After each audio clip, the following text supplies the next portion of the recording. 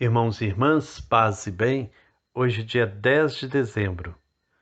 A viagem de Paulo para Roma encerra o livro dos Atos dos Apóstolos.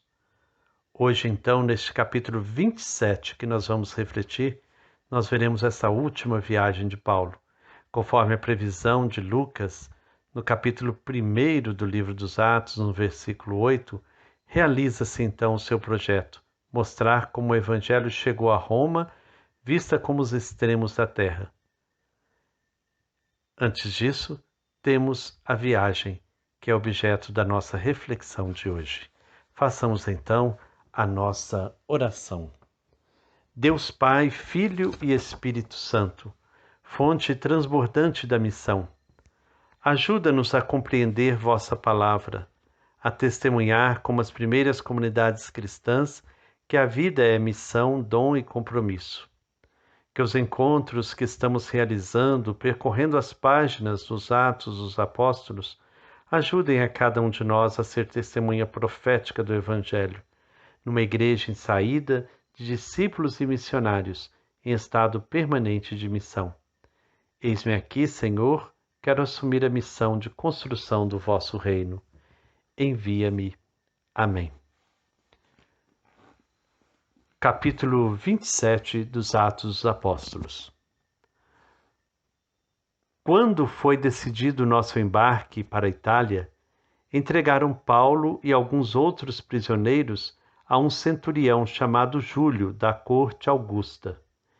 Embarcamos no navio de Adramítio, que estava de saída para as costas da Ásia, e zarpamos, tendo conosco Aristarco, macedônio de Tessalônica. No dia seguinte, chegamos a Sidônia.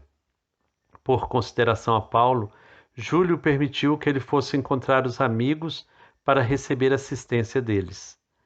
Zarpamos daí e navegamos rente à ilha de Chipre, pois os ventos eram contrários.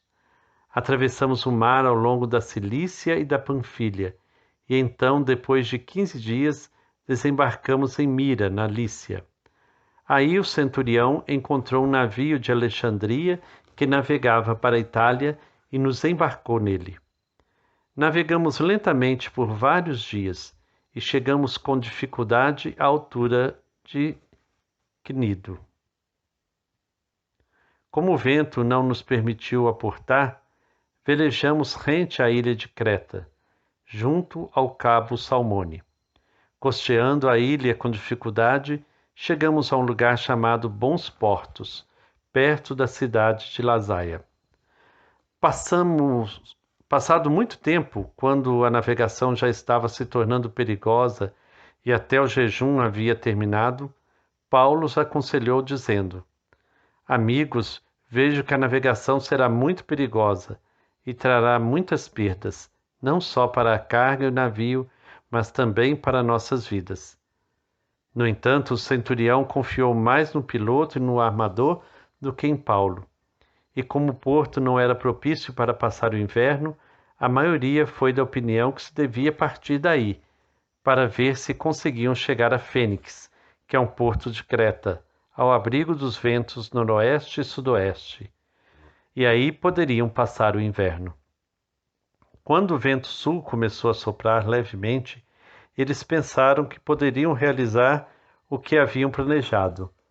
Levantaram âncoras e foram costeando Creta, mais de perto.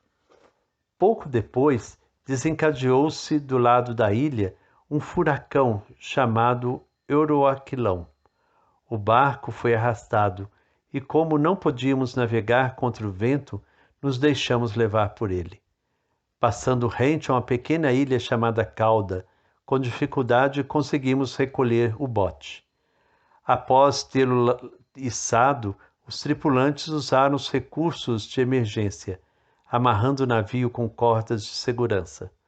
Porém, com medo de encalhar em Sirte, soltaram a âncora e continuaram sem direção. No dia seguinte, batidos furiosamente pela tempestade, começaram a jogar a carga ao mar. No terceiro dia, com as próprias mãos, lançaram ao mar até o equipamento do navio. Nem o sol nem as estrelas apareceram por vários dias, e a tempestade continuava a bater forte, de modo que estávamos perdendo toda a esperança de nos salvar. Fazia muito tempo que estávamos sem comer nada. Então Paulo se pôs de pé no meio deles e disse: Amigos, vocês me deveriam ter escutado e não ter saído de Creta, evitando estes perigos e perdas. Apesar disso, eu os aconselho a manter a coragem, pois ninguém de vocês vai morrer, só perderão o navio.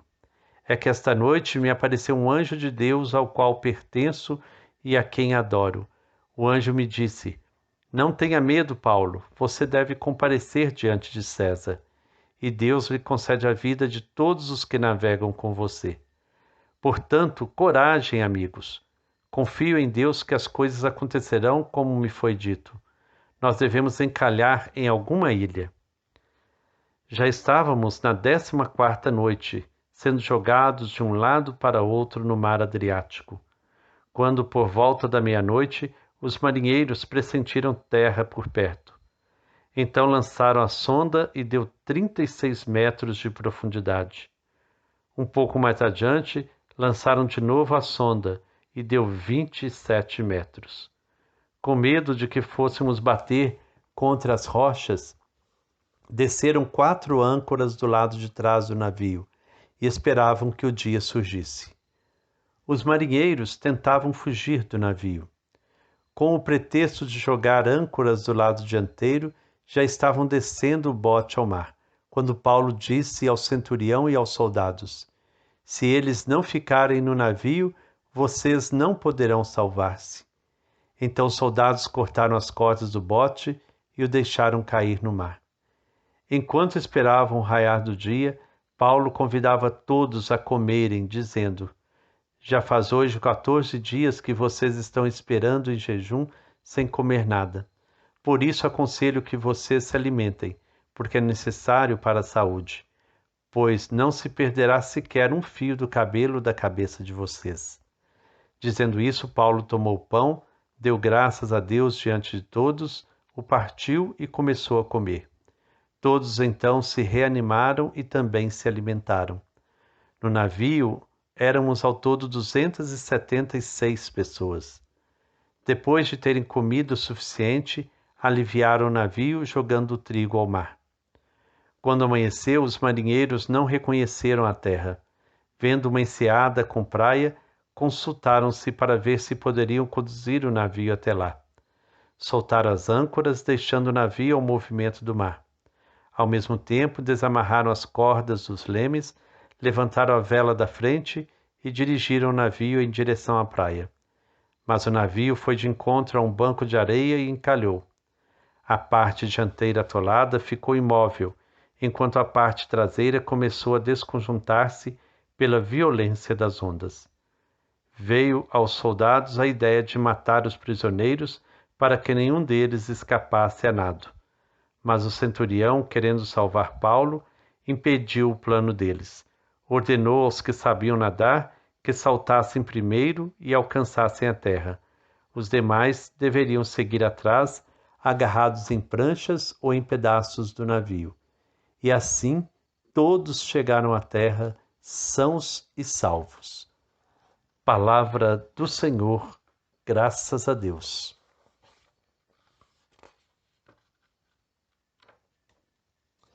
Hoje, então, nós meditamos essa viagem tão difícil de Paulo, essa dramática viagem para o destino final.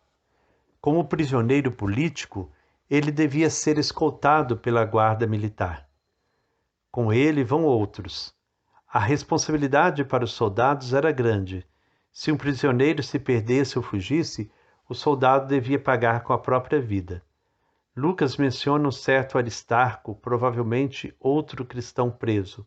Talvez o Aristarco mencionado em Colossenses, capítulo 4, versículo 10, e em Filemon 24. Paulo goza de certa liberdade, pois o comandante romano até o deixa visitar a comunidade cristã de Sidônia.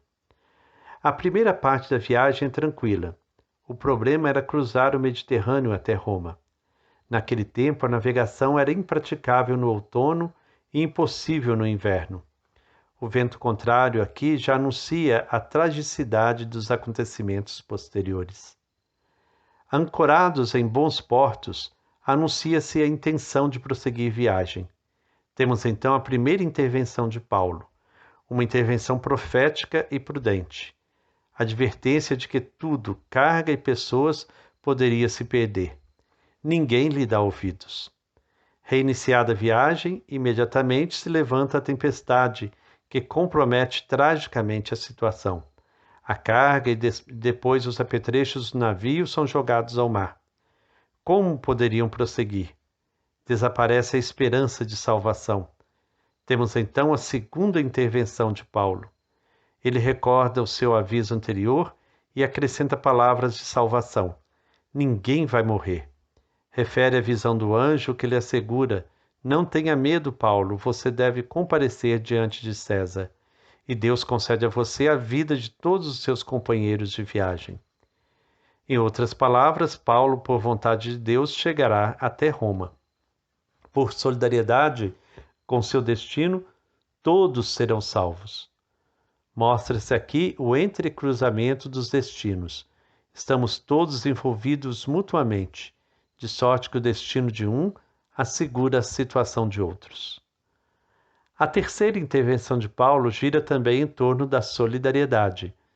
Apavorados, alguns marinheiros querem fugir do navio. Paulo impede, comunicando o fato ao centurião e aos soldados. Se todos não colaboram, todos se perderão. Não adianta querer salvar a própria pele, pois o risco é perder a si mesmo, além de provocar a perda de todos os outros. Ninguém se salva sozinho. Todos precisam de todos. A quarta intervenção gira em torno do tema da confiança. Há 14 dias ninguém se alimentava. Paulo exorta com a palavra e a ação a comer para manter a vida. Para encorajar, tomou o pão, deu graças a Deus diante de todos, o partiu e começou a comer. Isso lembra a Eucaristia. Seria uma celebração? Difícil de saber. Paulo estava entre pagãos e é quase impensável que tivesse feito uma celebração eucarística. A cena, porém, suscita a confiança na vida. Nas situações difíceis, é preciso confiar na vida e preservá-la, mesmo que esta pareça ameaçada. É da vida que sai a vida. Não cuidar da vida, por mais precária que seja, é voto de suicídio ou de homicídio. Vida é dinamismo que quer viver. Paulo é atendido. A viagem prossegue, cada vez mais acidentada. Os prisioneiros estão apavorados e querem fugir. Os soldados pensam em matá-los. Aqui Paulo age sem agir. O oficial romano responsável por ele impede a ação dos soldados. A presença de Paulo é salvação. Ele deve chegar a Roma e junto com ele ninguém vai se perder. Novamente o destino de um é salvação para os outros.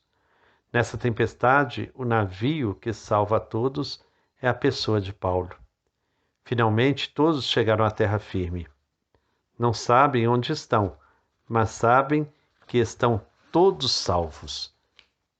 E assim, ficamos sabendo que o que importa não são as tempestades do caminho, mas a atitude confiante de atravessá-las e chegar a um lugar em que a vida esteja a salvo. Sem um Paulo nessa viagem, o que teria acontecido? Sem uma pessoa que confie no Deus da vida, como as pessoas poderão atravessar as tempestades da vida? Então esta é a reflexão que quero convidá-los a fazer. Nas tempestades da sua vida, quem os animou? Houveram Paulos que lhes mostraram um caminho de esperança no meio da tempestade? E você já foi instrumento de ânimo, de esperança para outras pessoas que viviam momentos de turbulência? Como são importantes essas pessoas nas tempestades da vida. Que o Senhor Deus de amor e bondade nos abençoe. Em nome do Pai, do Filho e do Espírito Santo. Amém. Paz e bem.